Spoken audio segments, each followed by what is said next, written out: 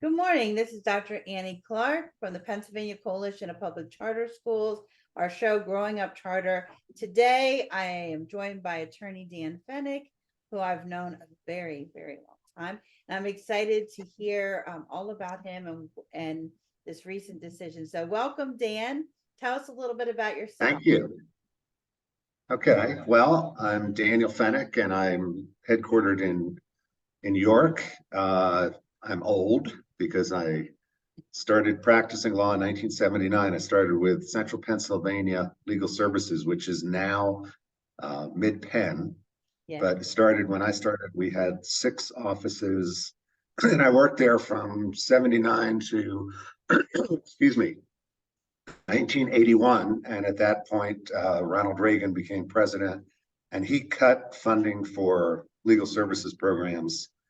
So our office went from 8 lawyers down to 3 at that time, and I and 2 of my colleagues at Central Pennsylvania Legal Services started our own law firm, Anderson, Converse and Fennick, and I stayed there until the beginning of 2021, when we closed that firm because my 2 partners retired, and I joined the CGA Law Firm in New York as an of counsel status, and we're working to build up our charter practice because there are a lot of people there that have the expertise that's needed to represent charter schools, but needed a little bit of impetus to take their knowledge and things like employment issues for schools and taxation for schools and school governance and bring that into the charter realm. So that's what I'm doing now. Oh, that's awesome. So we were both at Lincoln Charter School for many years, and Lincoln Charter School was the first conversion school in Pennsylvania. Can you talk about that? Because school leaders are watching this and they may not know what that really means. Okay, well, I think Lincoln is still the only conversion charter in Pennsylvania.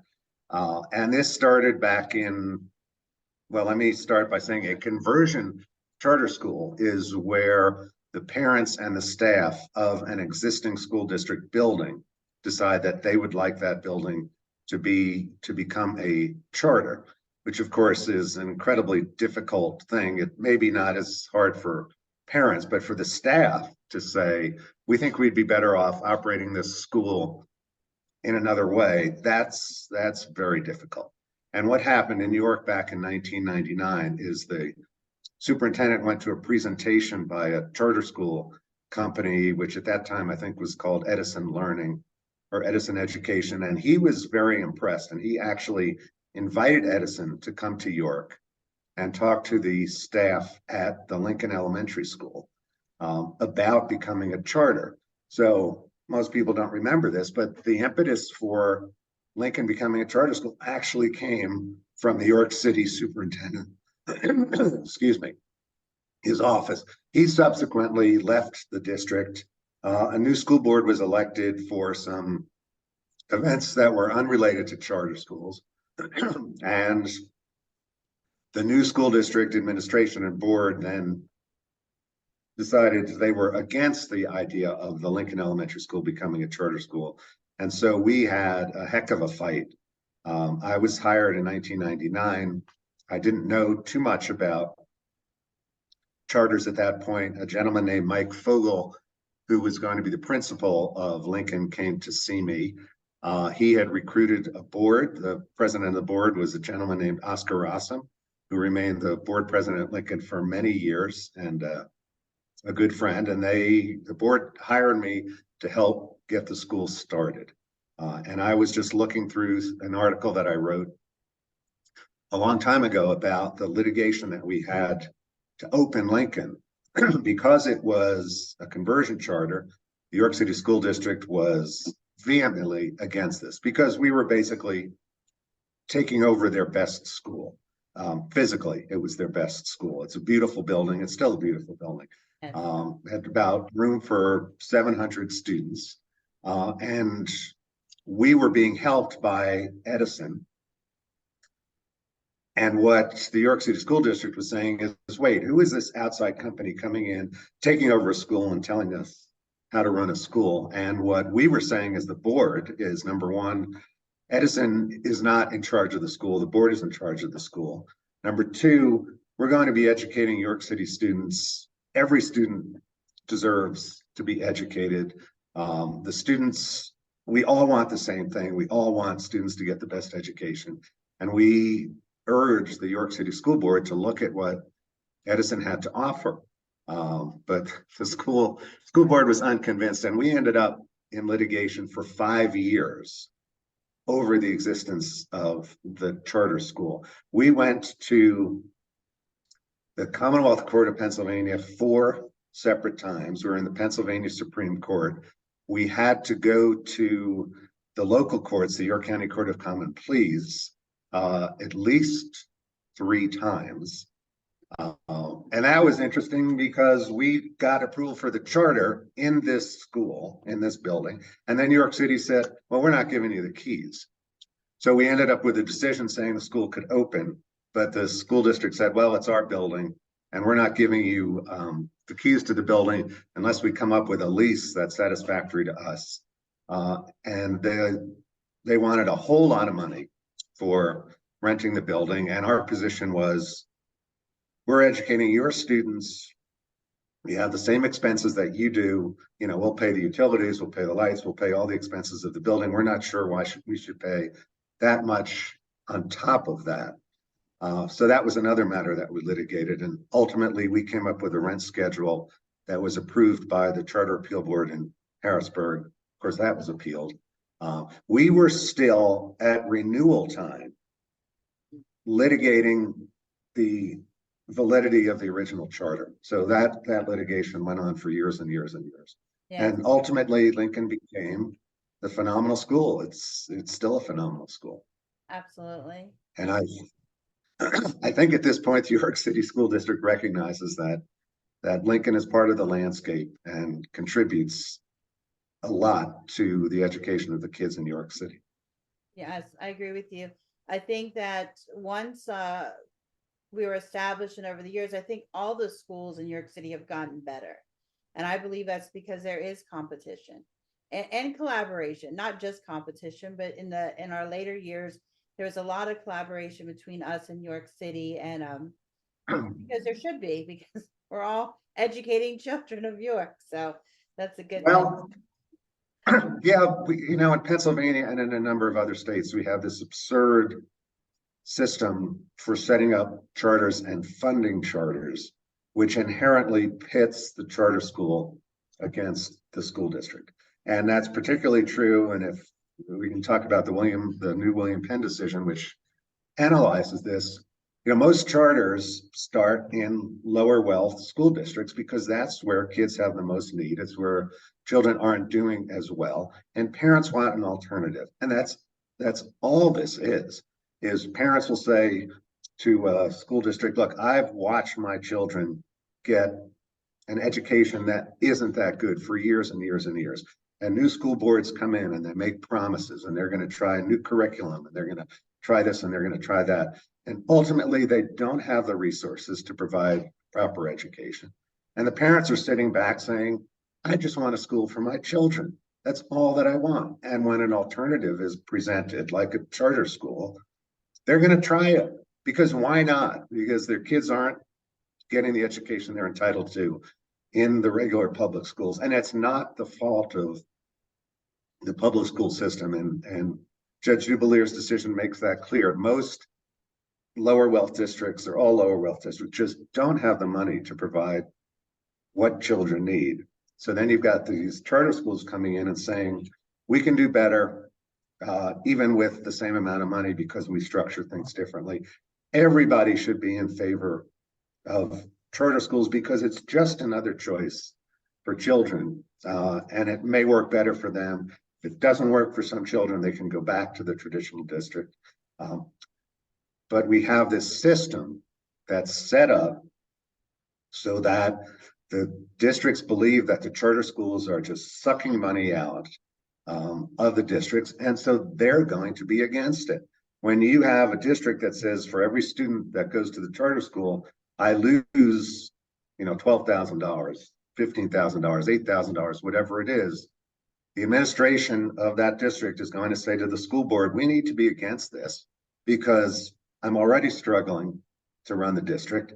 And now I'm losing revenue. That's making it even harder. So since we have a system where funding follows the student, and that funding primarily comes from the school district, you're just setting up this conflict where the district reviews the charters as predatory, and it doesn't work. And let me add to that. I'm on my soapbox now. It's all right. The charters have to get permission to open from the districts. And then the districts are in charge of monitoring the charter schools. And so when it comes time for the charter school to be renewed, the district is going to be looking at that saying, hey, if this school was closed, we get, $5 million back, or $10 million, or $3 million, whatever it happens to be. So let's see if we can find a way to close the charter. That's not the way to educate children. And there are other states which do it better. They take the school districts out of the approval process. They take the school districts out of the funding process. So money doesn't come from the local districts. And those states have state authorizing bodies, which will decide whether a charter school should open and decide whether a charter school should be closed because it's not performing. Most people in the charter arena are in favor of closing poorly run charters. Oh, yes. Yeah. And are there? Yeah, it doesn't benefit Yeah, us to have a poorly run charter. And we have, the coalition itself has high quality standards that we expect all of our charter schools to abide by, which is high academics, transparency, high communication, being financially sound, sustainable. I know a lot of times our districts go into the money aspect of it, but the truth is our authorizing districts gets to keep a portion of the money that is for each student. And so even if I just want to get your thoughts on this, even if tomorrow, let's say they could have all those students back, are they really accounting for the money that they're spending over here? Because now they'd have to hire teachers for all those students. It's not just a matter of bringing students back and you have all the revenue, you also have all the expenses that go with students. So can you give us some of your thoughts on that? And because a lot of times this comes up and I don't think people really know the truth of of everything that goes with it.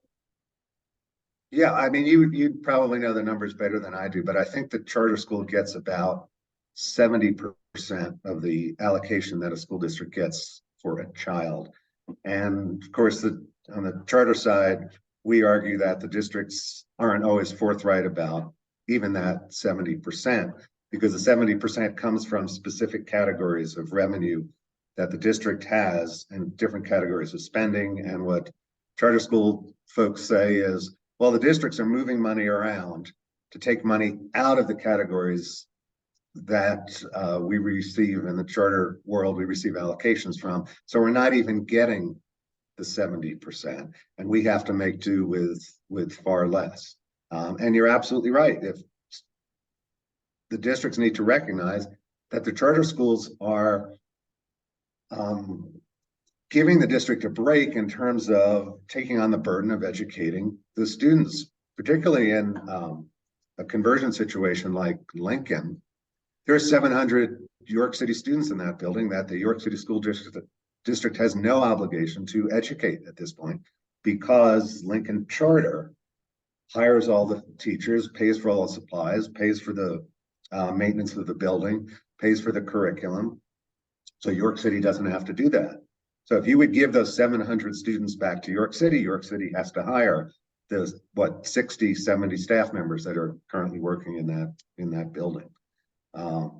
Situation would be a lot better, and it is a lot better in areas where the districts and the charters can cooperate. Absolutely. And I wish that would happen more.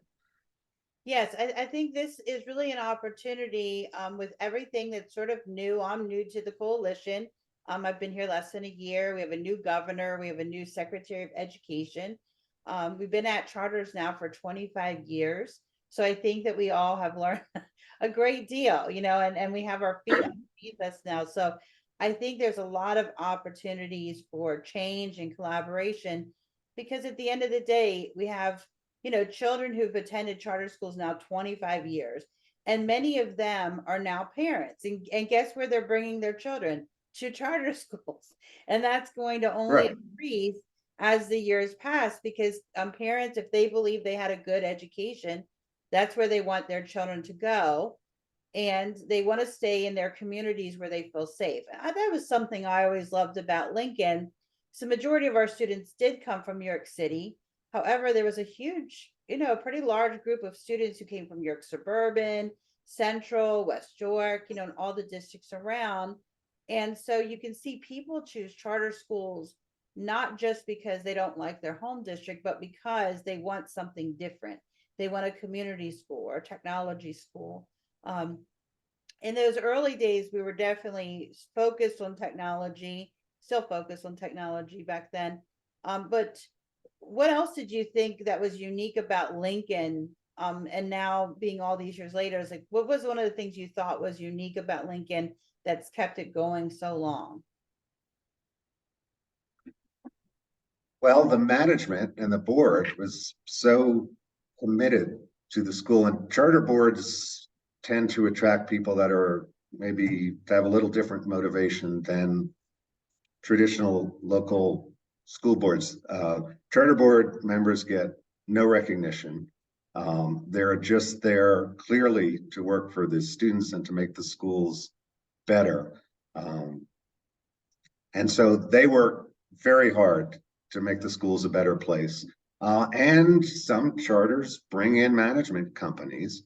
And, I know that the traditional argument against education management organizations is that they cost a lot of money. And that's true. They take a big part of the budget, but some of them actually know what they're doing.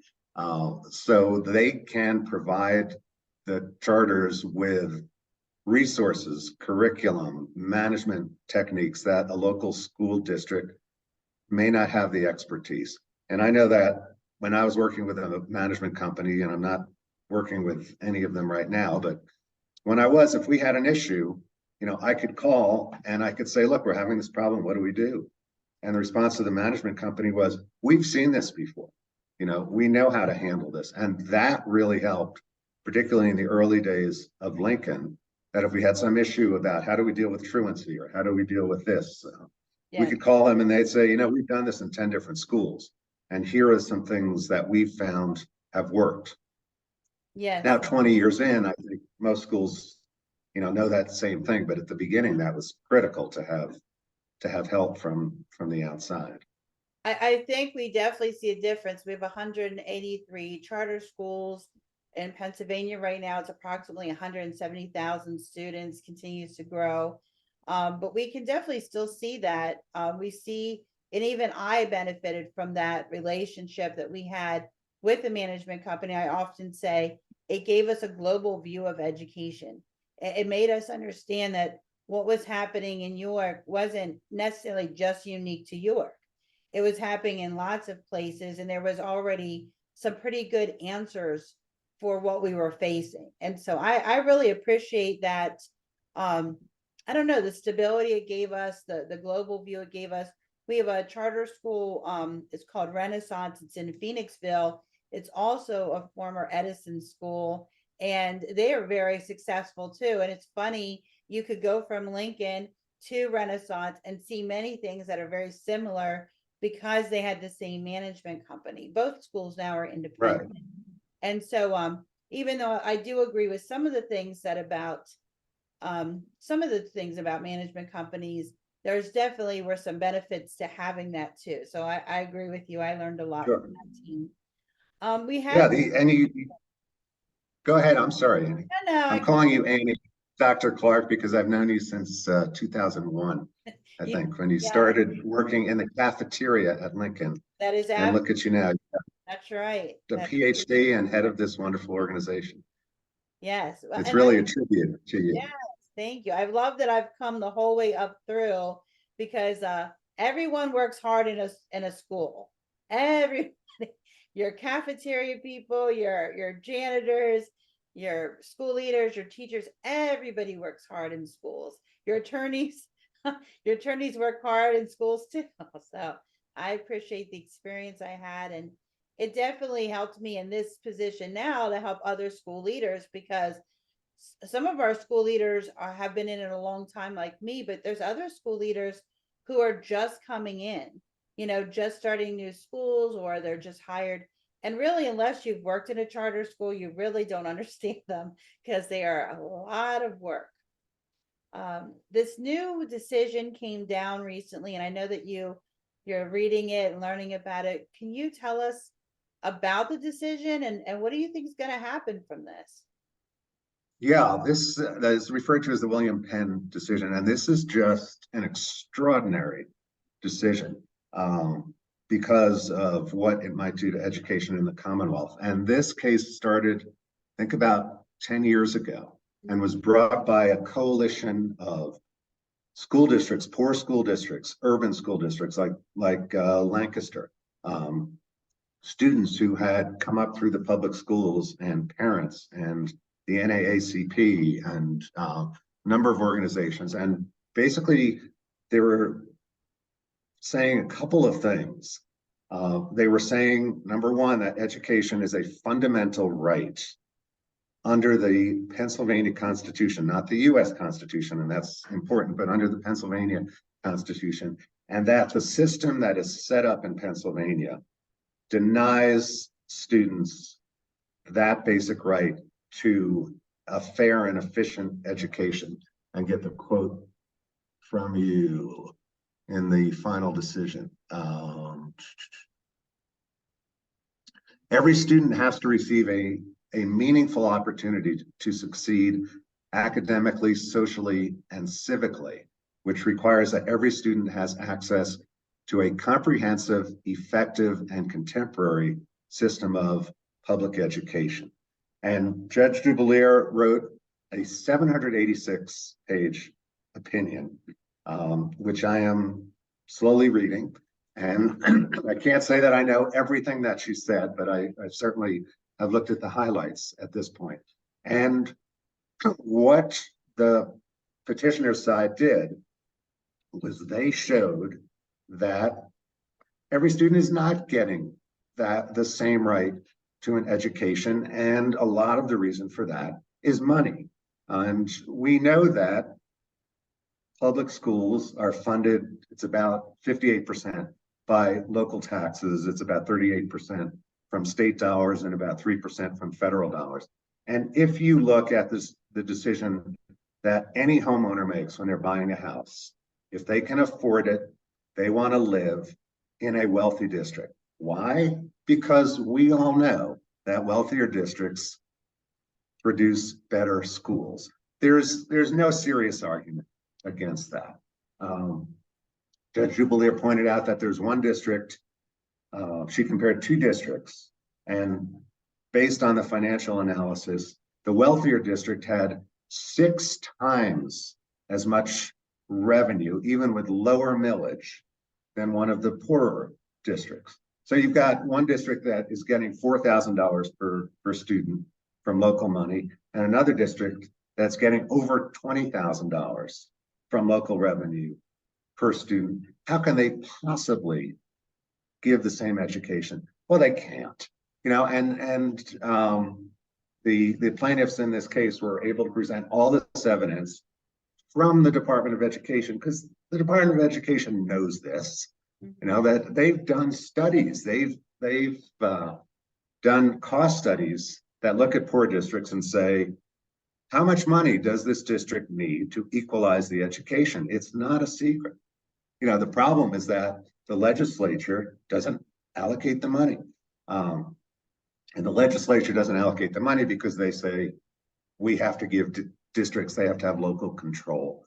And one of the things that the judge found in her 780-page opinion is that local control is really an illusion. It doesn't happen, because what you've got is the state government saying to districts, well, you've got local control, but we're setting standards for what students have to achieve. We're telling you how to spend the money, but then we're not giving you enough. It's the same argument that a lot of our local governments make about federal allocations where they say the federal government puts these mandates on us and doesn't give us the money to fund those mandates. And here you've got the legislature putting mandates on school districts, but then not giving the school districts the money to carry forward with those. And the wealthier districts, like Lower Merion was one of the examples that she used, through local money, they can handle that. But a district like Lancaster or Reading or Allentown or York or Philadelphia just can't raise the money.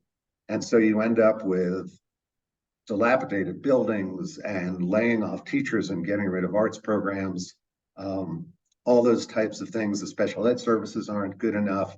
The teachers aren't paid as much. And that results in students in the poor districts not doing as well. It's not rocket science to figure that out. The rocket science will be the solution. Yes.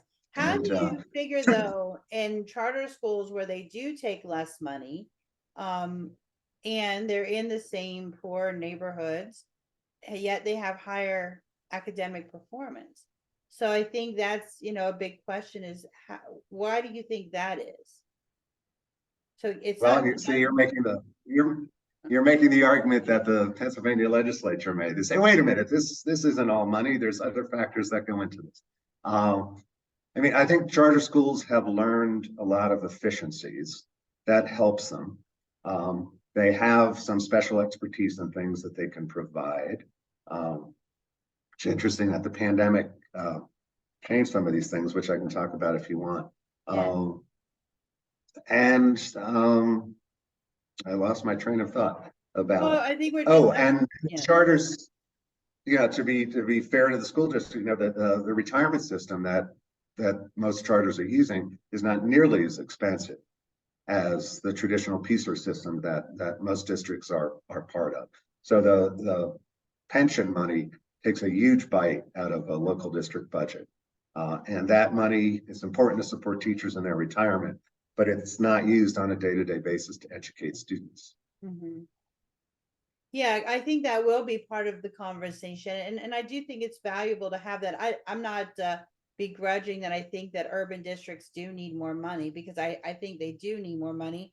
The students definitely have a lot more needs sometimes. I'm not saying all students, but some students do. They need more intervention services earlier, and so that they can be higher performing later. And there's crime in neighborhoods, more in urban areas, that creates trauma for our students, which creates different needs for our students. But I do see that, I'm thinking of the two things. One, charter schools do more with less, and their achievement is high in most cases.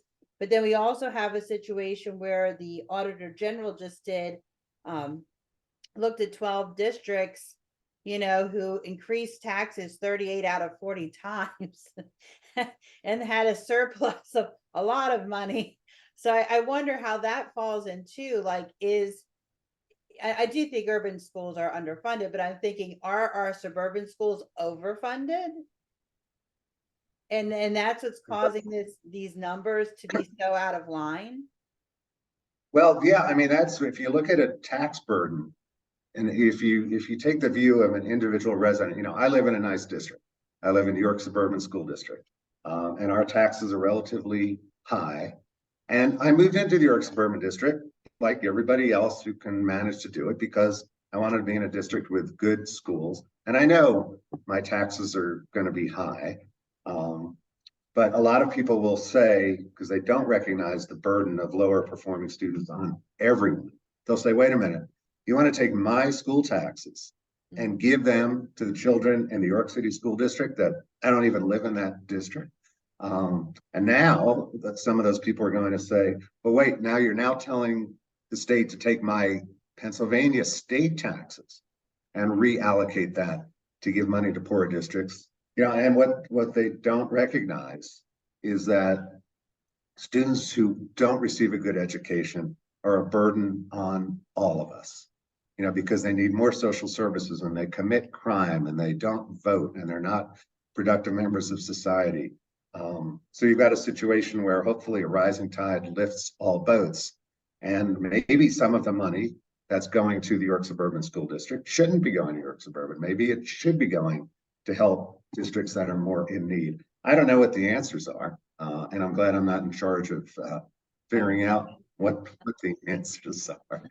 But the people in the Education Law Center and the the lawyers there and the lawyers for the legislature and the governor's office will be having some interesting conversations about what can be done to fix this. If I could say one more thing about the impact of the decision on charters, the judge didn't single out charters in any way. I mean, she talked a lot about charters because 10% of our kids are in charters. But an improvement, the right of every student to receive a thorough and efficient education is going to apply to charter school students as well. And even if we continue to maintain the revenue for charters coming from districts, in a district like York, Lancaster, Reading, Allentown, Wilkes-Barre, Pittsburgh, Philadelphia, if those districts receive more money as a result of this decision, then more money is going to flow through to the charters in those districts. So this decision is going to benefit charter students. I mean, there are charters in wealthier districts, but in general, and you would know better than me, I think most charter students by far are in poorer districts, and it's going to benefit them. I definitely hope that this means that there's an expansion in our charter schools, because we really can't get an accurate number, but we know there's somewhere between 20 and 40,000 students on waiting lists in Pennsylvania for charter schools. And a lot of times people are like, the number's so wide, but the number's wide because we just can't get an accurate number on it, because the Philadelphia system works a little bit different. And all the children on waiting lists are on like this one waiting list. And as charters have openings, and the children can apply and go to these different charters. So I hope there's an expansion, because I know for sure that in some of these lower performing districts, the waiting list, like I know one charter school in Allentown right now who has 1,100 students on their waiting list, and they have 1,400 students. They just went to get their cap increased by only 90 students for the year. It wasn't like we're trying to do 90 per grade. And the answer was no. And so not let's give you half. The answer was no. And so I feel like these caps are blocking public education, because charter schools are public schools. And so we have all these things, right, that are working. So can you talk a little bit about that, and just how charter schools are public schools, and even maybe the caps? Yeah, I have this conversation with people all the time, because most people don't understand that charter schools are public schools, and charter schools are free, and charter schools are not required, or not allowed to administer any kind of admissions criteria. Right. So I have this argument with people all the time, because the non-charter movement has done a great job putting out a lot of disinformation. And people will say to me, "Oh, hey, charter schools are too expensive," or "charter schools just take the best kids," or "charter schools are killing school districts." And it's just not true. And there have been occasions where a charter school administration might have been cherry picking students to try and get better students. And guess what? They got closed, because it's clearly against the law. And charter schools cannot discriminate against students with disabilities. They have to take them, just like traditional districts have to take them. But what we've ended up with, and I'm getting to your CAP question, and also the point that I made back in the beginning, when you have districts authorizing charters, the districts can drag out that process for years and make it extremely difficult for charter to open. Yes. And just based on location, because when you want to open a charter, you got to have a place to put the charter. Schools that haven't opened yet have no money. And so they're trying to find a landlord who is willing to make a building available. Yes. And the charter school can say, "Well, we want to open next fall, and then we'll have money and we can pay you." But the district can say, "No, it's not next fall. It's going to be 2.5 years from now, because we're going to drag it out." So then the charter school loses the building. So what districts have learned to do because there's so much pressure on charters to get open, is districts will say, we'll give you the charter, but, and this is a huge but, and the but is you can only take so many students from our district, and that's what's known as a cap. And then we're in a position, like one of the schools I represent is the Arts Academy Elementary School in Allentown. You know, we have a huge waiting list, and it's because the school provides a wonderful education. Parents want to send their children there. It's a great school. But we have a cap. It's not a cap of overall students, it's a cap of Allentown students. And we want to serve Allentown students. We've gone to the district and said, just give us, 100 more students. And the district just says, no, they don't need a reason. We just don't want to do it.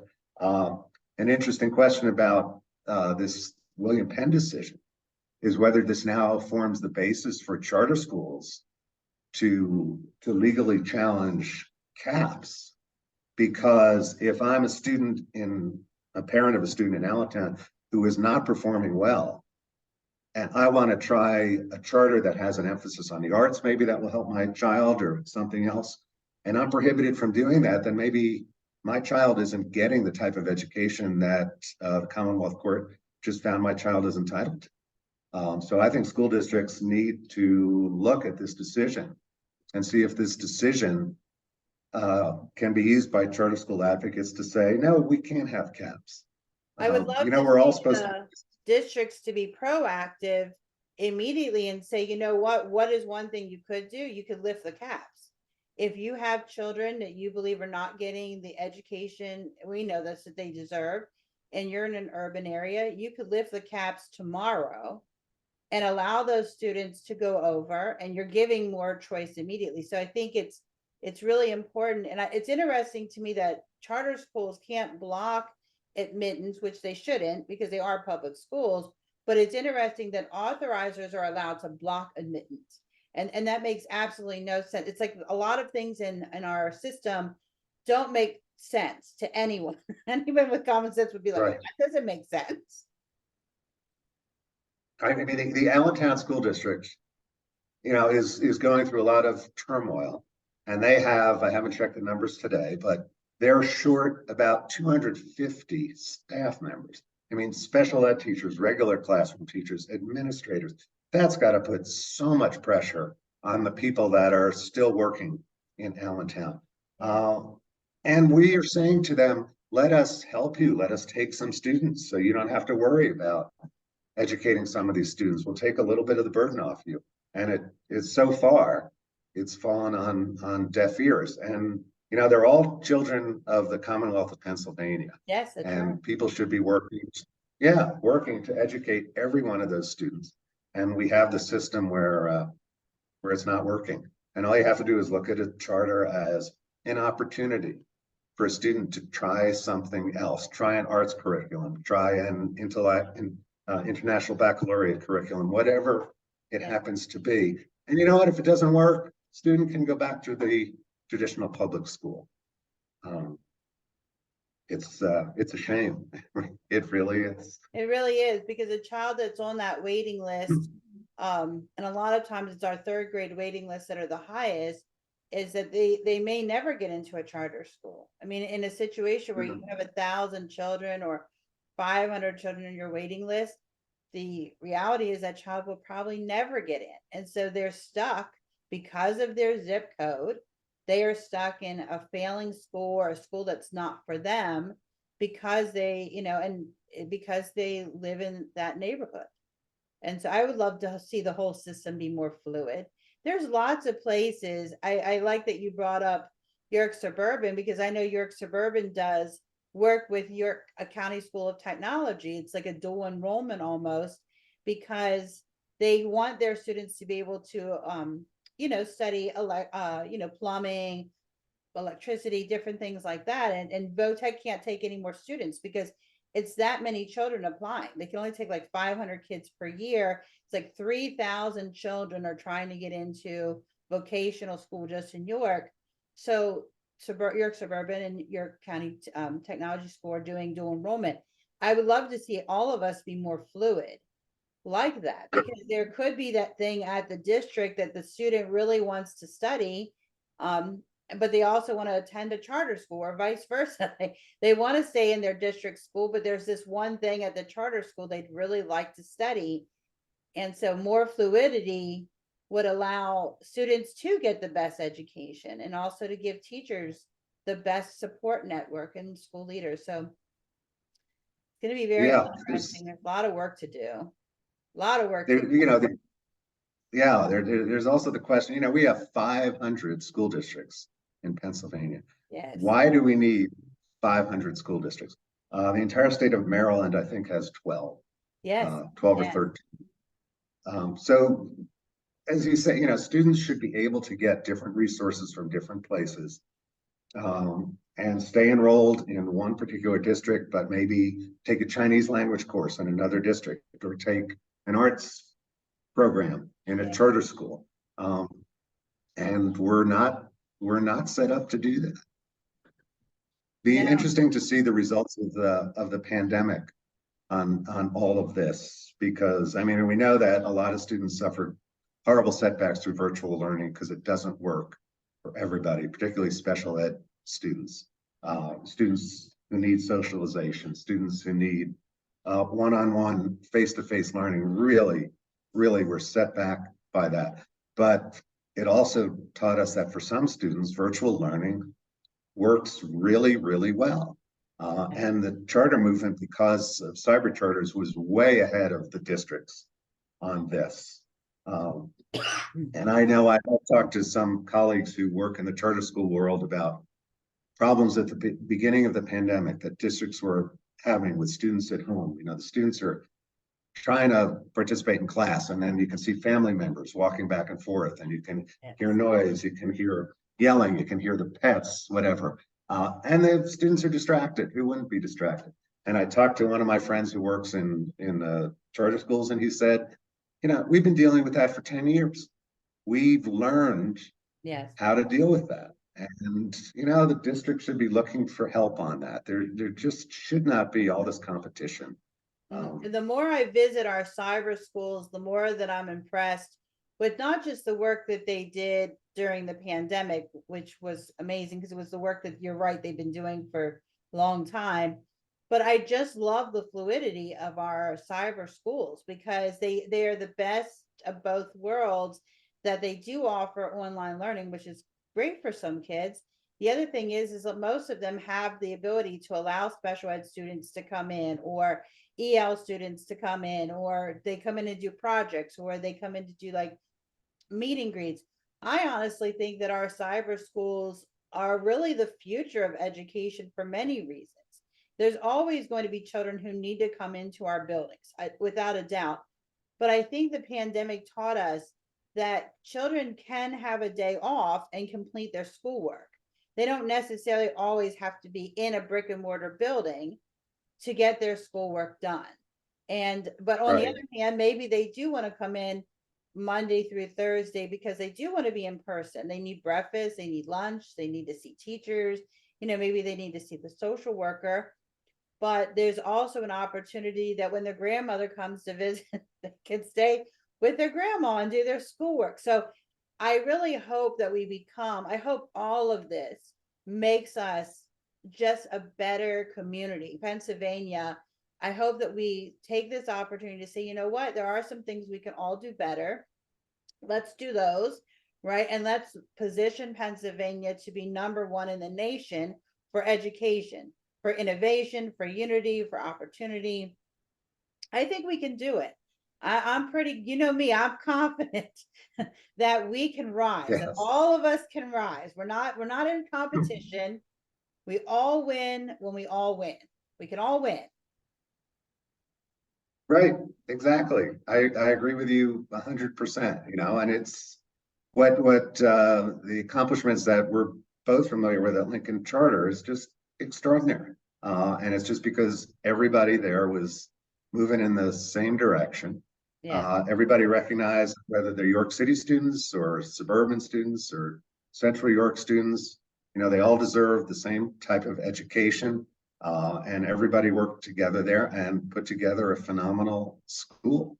One of the things I would urge people in the public school districts, the traditional districts, to do, particularly board members, visit the charters. Yes. You know, any decent charter school would welcome visits Yes. by district board members, because what district board members hear is filtered. You know, they go to a meeting once a month or twice a month, and they hear this is going wrong at the charter, or that's going wrong, or we're losing students, it's costing us money.